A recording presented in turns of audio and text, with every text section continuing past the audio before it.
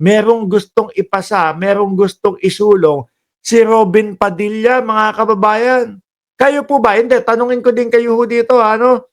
Kayo ho ba? Okay sa inyo itong gustong isulong ni Robin Padilla, mga kababayan? Na gustong ibaba ni Robin Padilla, no? Sa 10 taong gulang.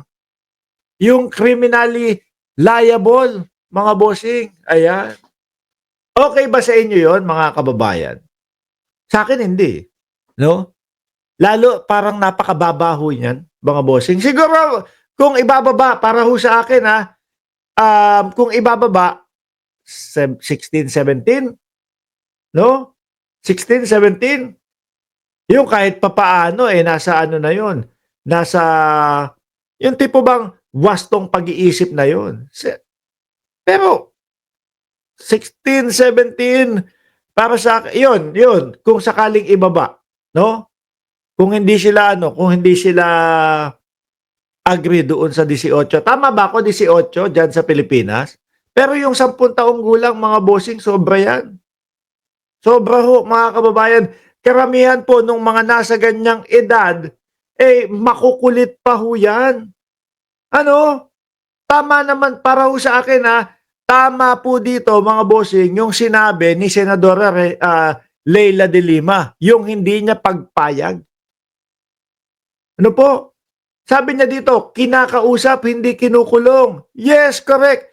Alam niyo mga bossing, yung mga ganyang edad, pagka kinausap mo ng maayos at pinangaralan mo, at sinabi mo yung epekto kung ano yung magiging epekto kung sakali na sila ay makulit, na kung sakali ay sila ay pwedeng makulong doon sa ginawa nila, pagtanda nila, mga kababayan, makikinig naman ho eh. No, biruin mo, 10 taong gulang ikukulong mo. Di ba? Tama yan, mga kababayan, na kinakausap. No, masinsinan, ipapaintindi. Oh. Pero yung ikukulong mo 10 taong gulang, sobra naman ho yun, mga bossing. Parang si Binoy naman hindi dumaan doon sa pagkabata. No? Masyadong bata pag 10 taong gulang. If ako 16 pataas, pwede na. Sa Pinas 18 above kasi, o di ba? Kaya ko ho kayo tinatanong din, kaya ko ho din gustong makuha yung inyong saloobin tungkol dito sa mga bagay na ito. Siyempre, hindi lang naman ako ang may anak, hindi lang naman ako ang merong mga 10 taong gulang pababa. Counseling ang kailangan pag mga sobrang bata, sabi ni Sir Jorge Edralin. Oo. Mamamayang Liberal Party List Representative Leila de Lima, no, opposed the proposal of Senator Robin Hood Padilla to hold 10 years old criminal liable. Tingin ko ho, hindi pinag-isipang maigi ito. Ano? Nung tipo bang, naku, sinasabi ni Mark Ramos na tayo walang nagagawa sa Senado. Sinasabi ni Mark Ramos na tayo walang mga napapatunayang mga batas, etc., etc. Gumawa nga tayo! Kahit hindi na natin pag-isipan maigi, at least may masasabi tayo kay Mark Ramos at doon sa mga bumabatikos sa atin na eto may nagawa kami. O, di ba? Sabi dito ni Senador, senador ako na senador Wala na pala sa pagka-senador, congresswoman na. Sabi ho dito ni Congresswoman Leila de Lima, mga bossing, na lowering the age of criminal responsibility to 10 years old is not justice. It is abdication. It is a failure of imagination, of compassion, and of government. Hindi kriminal ang bata. No?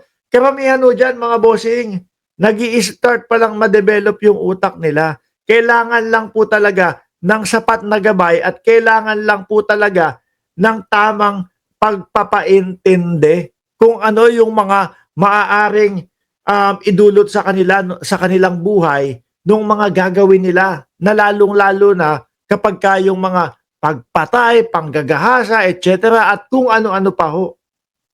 Diba? Tatatak sa isipan nila yan.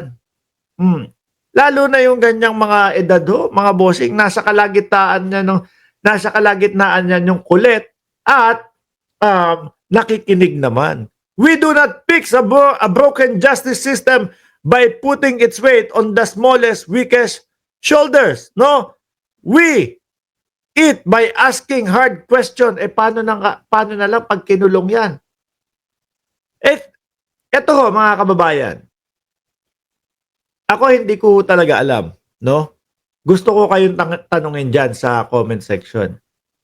Pag kinulong ba itong mga bata na to? Like example, yung 10 taong gulang na gustong i-push ni Robin Padilla. Pag kinulong ito, hiwalay ba? Nakaseparate ba ng kulungan? Or kasama din nung mga kriminal? O kasama din nung mga preso talaga? Sige nga. Naisip ba ni Robin Padilla? Naisip ba ni Robin Padilla yon? Isasama din nila? Or may ipapasa sila na ito ihiwalay natin yung mga ganitong mga kabataan. Baka lalong maabuso sa loob yan. Di ba? Kung hindi pa napag-iisipan nila yung paghiwalay o isasama doon sa mga preso din ito. Juvenile Child Care Center lang dapat, sabi ni Gracious Grace Ceresa Force. Nasa na tayo? De Lima said, Padilla's proposal is a recycled idea that refuses to die. No matter how many times child rights advocate, neuroscientists, developmental psychologists, social workers, and human rights defenders have refuted it with facts and compassion. Para hong to mga kababayan No, yung parang wala lang, mema lang. Mema lang, sige, para masabi nila na may batas nga tayong maisulong. Para masabi nila na may batas tayong nagawa. Diba, sabi ni Wins TV, angat lang talaga si Boy Silly. Anong angat? Taas ba? O angat na Tan-GA?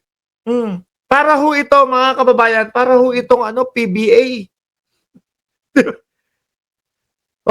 Kasi namamatay na ang industriya ng Philippine Basketball Association. Lagyan natin ng 4-point line.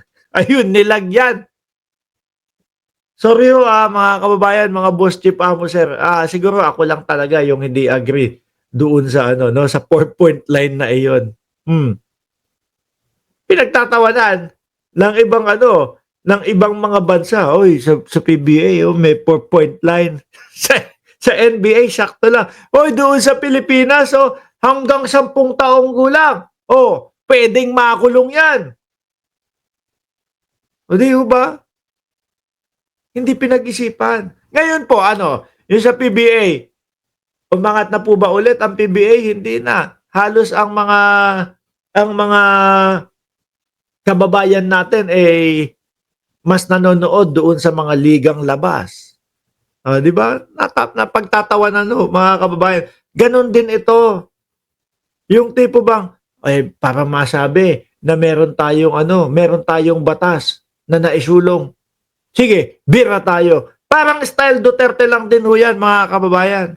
Para masabi na marami tayong naipundar, madami tayong naitayo doon sa tinatawag nating BELD.